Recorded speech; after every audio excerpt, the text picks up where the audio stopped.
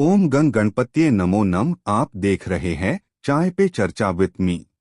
मुंशी प्रेमचंद की कहानी सुहाग का शव भाग 3। अंतिम भाग। जब जीवन का सबसे बड़ा सहारा छिन जाए तब क्या इंसान टूट जाता है या फिर वहीं से उसकी असली ताकत जन्म लेती है। आप देख रहे हैं चाय पे चर्च विद मी, जहां कहानियों के साथ मिलती है भावनाओं की गर्म चाय। पिछले भाग में आपने देखा कि सुभद्रा का सुहाग हमेशा के लिए उससे छिन गया। एक ही पल में उसका जीवन बदल गया, रंगीन सपनों से सफेद सन्नाटे तक।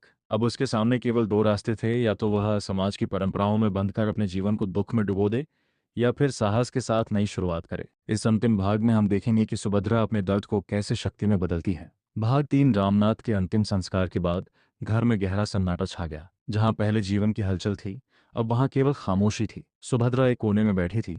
उसकी आंखें सूज चुकी थीं, लेकिन अब उनमें आंसू नहीं थे, जैसे वह रोते रोते थक चुकी थी। उसका मन बार बार अतीत में जा रहा था। विवाह का दिन, पहली मुस्कान, छोटे छोटे सपने, लेकिन अब वह सब केवल यादें बन चुके थे। समाज की नई नज़र, कुछ दिनों बाद रिश्तेदार अपने अपने घर लौट गए। अब घर में केवल सुभद्रा और कुछ नज़दीकी लोग रह गए थे। धीरे धीरे लोगों का व्यवहार बदलने लगा। जहां पहले उसे नई बहू कहा जाता था, अब उसे बेचारी कहा जाने लगा। उसके कपड़ों के रंग बदल चुके थे, लेकिन उससे भी ज्यादा समाज की नज़र बदल चुकी थी। अब उससे हंसने तक की उम्मीद नहीं की जाती थी।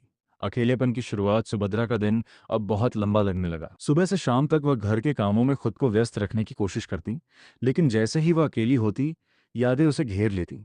हर चीज में उसे रामनाथ की छवि दिखाई देती। उनकी चारपाई, उनकी किताबें, उनकी आवाज, सब कुछ जैसे उसे पुकार रहा था।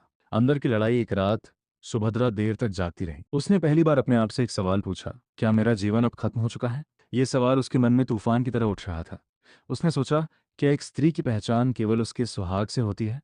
अगर पति नहीं रहा तो क्या उसका जीवन भी खत्म हो जाना चाहिए? आत्मबल का जन्म। उसी रात सुभद्रा ने एक निर्णय लिया। वह अब केवल दुख में नहीं जिएगी, वह अपने जीवन को नया अर्थ देगी।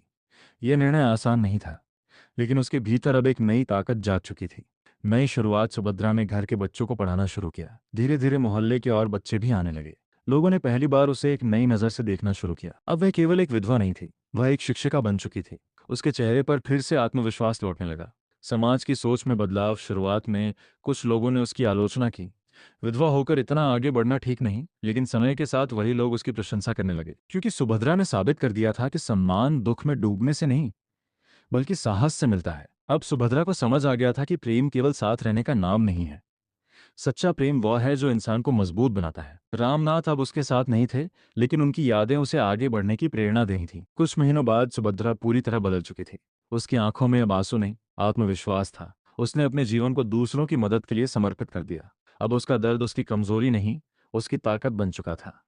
कहानी का संदेश। ये कहानी केवल एक स्त्री के दुख की नहीं है, ये उसकी शक्ति की कहानी है। समाज बदलता है, लेकिन बदलाव की शुरुआत हमेशा किसी एक साहसी इंसान से होती है।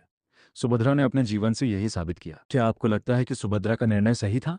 क्या समाज को विधवाओं के प्रति अपनी सोच बदलनी चाहिए? अगर आपको ये कहानी पसंद आई हो तो वीडियो को लाइक करें, चैनल को सब्सक्राइब करें और बेल आइकन जरूर दबाएं। एक पत्नी का दर्द, एक स्त्री का साहस और जीवन की नई शुरुआत देखिए।